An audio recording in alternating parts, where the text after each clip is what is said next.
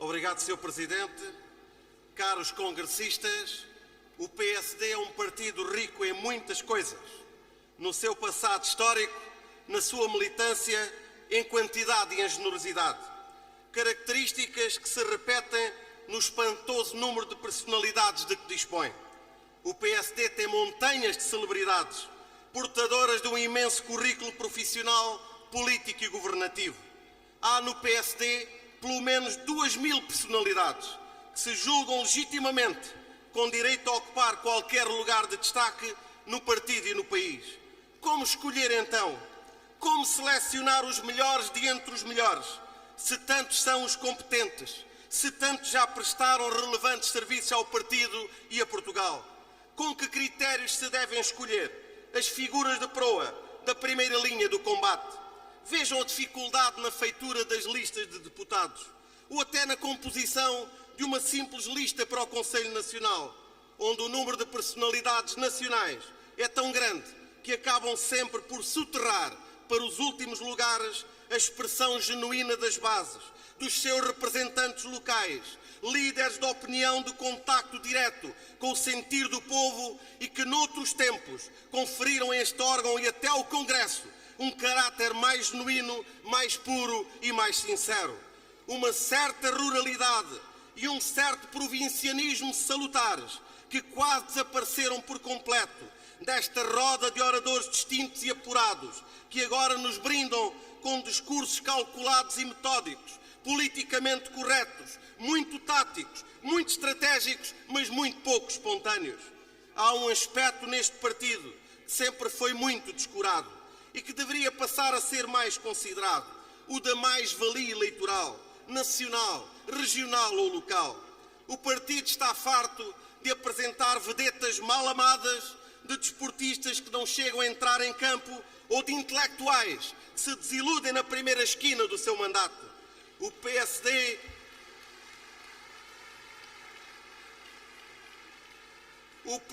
está cansado de ver ocupar lugares de primeira fila por respeitáveis personalidades que não lhe trazem um voto sequer, em alguns casos antes pelo contrário.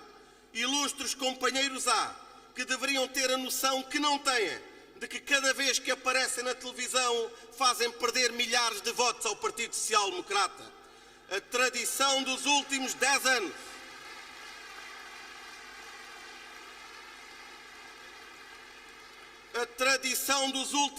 anos do nosso partido é de que mais vale qualquer currículo tecnocrático ou governativo do que o currículo de um autarca que arrasta atrás de si milhares e milhares de votos na sua autarquia.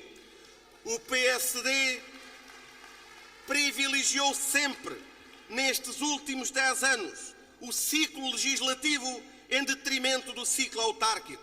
Os momentos baixos da popularidade da governação coincidiram sempre com o tempo eleitoral autárquico, às vezes até apimentado, com aumentos nos impostos e nos combustíveis à boca das urnas para ajudar melhor ao enterro.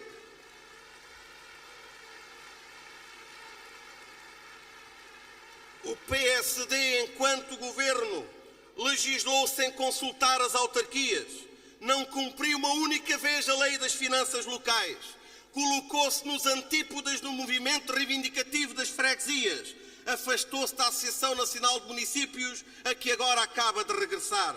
O PSD tem que voltar ao tempo em que a liderança e implantação no poder local constituíam a sua base eleitoral mais sólida, o seu seguro de vida, os flutuadores para todas as tempestades políticas. O PSD tem que voltar a valorizar aqueles homens e aquelas mulheres que nos concelhos e freguesias deste país garantem para o PSD a dimensão nacional que verdadeiramente tem.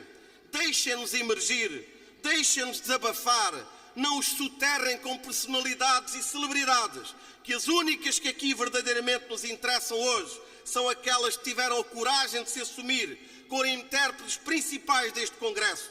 E falo de José Freire Antunes, e falo de Pedro Santana Lopes, e falo de Marcelo Rebelo de Sousa. De Freire Antunes para lhe dizer que, apesar de discordar frontalmente das suas posições sobre regionalização, aprecio a sua capacidade, o seu rigor intelectual e a coragem de vir aqui a este Congresso apresentar-se sem qualquer lobby atrás, sem qualquer maquinação de bastidores e dizer: aqui estou para dizer as verdades.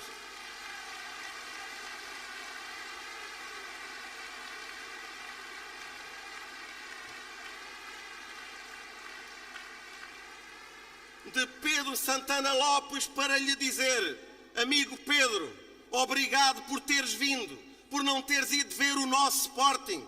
Obrigado por estares aqui connosco, porque salvaste este Congresso. E salvou este Congresso porquê?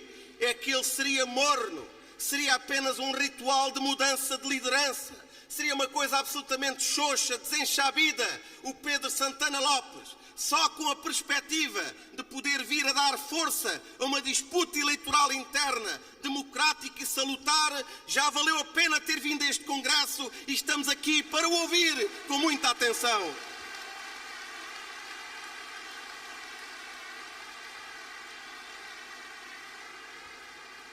E do nosso companheiro Marcelo Rebelo de Sousa, para lhe dizer igualmente obrigado.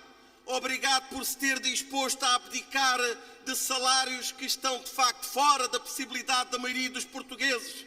Obrigado por se ter disposto a abdicar daquilo que ele gosta tanto de fazer e que faz tão bem, que nos prende ao domingo, que nos prende à segunda-feira, a ouvir as suas crónicas de análise política, em que ele é de facto exímio, é um expert, é um homem que se mexe profundamente bem dentro dos mass media e consegue contactar.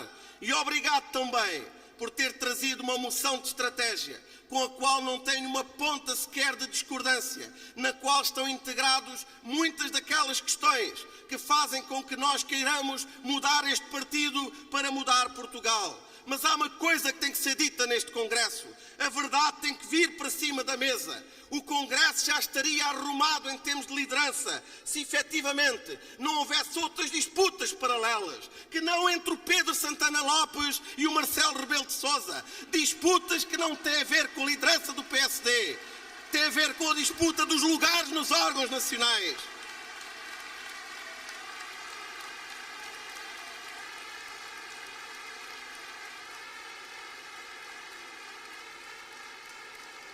Eu espero que estes candidatos, que estes protagonistas entendam que é evidente que pensamos que eles devem olhar para o país como um todo, que os órgãos não são apenas em Lisboa nem no eixo de Lisboa-Cascais, que o peso do Porto é importante, mas não deve ser opressivo.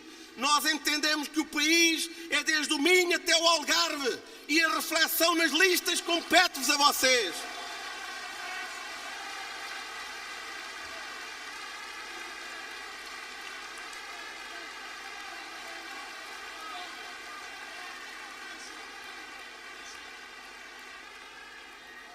É óbvio que a Madeira e os Açores são um caso à parte de Portugalidade. É óbvio que se trata de uma presença omnipresente. É óbvio que a presença do Alberto João Jardim e dos nossos companheiros dos Açores, eu diria mesmo, o Congresso do PSD não era Congresso sem a sua presença, o seu entusiasmo, o seu amor ao Partido Social Democrata.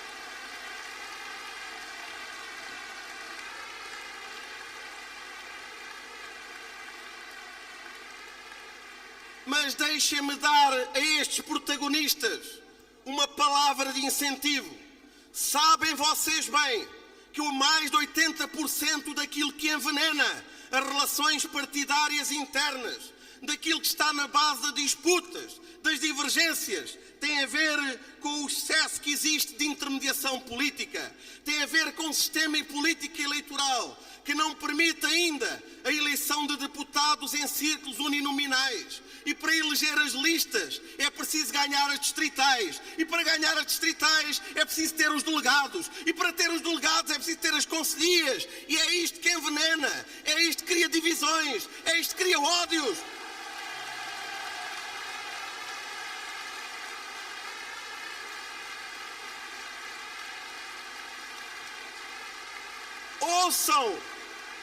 Ouçam o trepidar destas palmas, porque é isto que o povo social-democrata pensa. Círculos uninominais, já. Gente que valha votos, gente que ganhe eleições, gente boa, que tem o apoio do povo e não o apoio da maquinação interna da máquina partidária. Ouçam!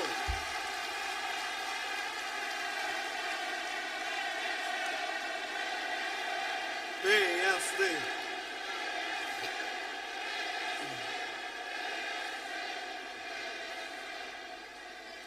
Levem esta força no vosso interior. Disputem as eleições de uma forma aberta, mas sobretudo saibam interpretar aquilo que o povo português pensa e aquilo que o povo português quer.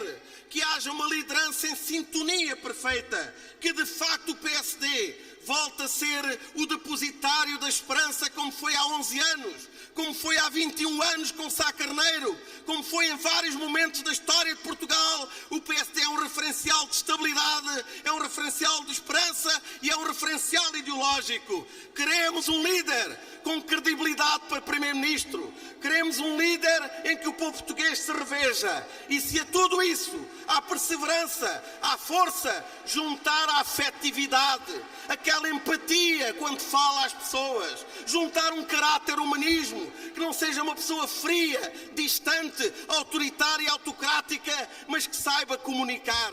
E se fizermos tudo isto e compreendermos o irrequietismo da juventude e compreendermos a dificuldade das relações do mercado de trabalho e soubermos ser uma oposição crítica, mas consciente e pela positiva, o PSD terá recuperado o seu lugar verdadeiro, que é o de líder de um projeto nacional, para bem de todos nós, para bem de Portugal. Viva o Partido Social Democrata!